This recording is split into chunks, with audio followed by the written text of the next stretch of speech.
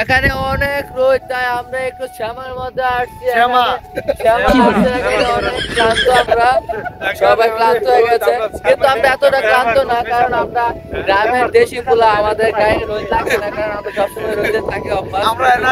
আমরা এনার্জি পাওয়া সবার ঘরের মধ্যে অনেক সার, কিন্তু আমরা একটু এখানে অনেক বাতাস আর কি এটার নিচে, এই জন্য আমরা একটু রেস্ট নিতেছি। অনেক বিশাল বড় এরিয়া, যার চোখ দিয়ে শেষ সীমানা দেখাই যায় না, এত গভীর।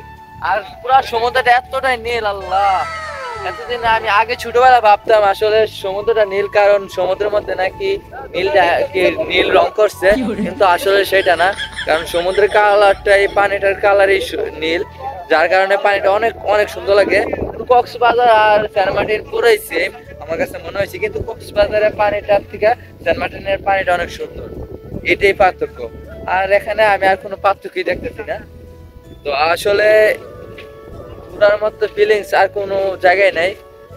মানুষকে মনকে সতেজ করার জন্য ঘোরাই প্রকৃত ওষুধ আসলে।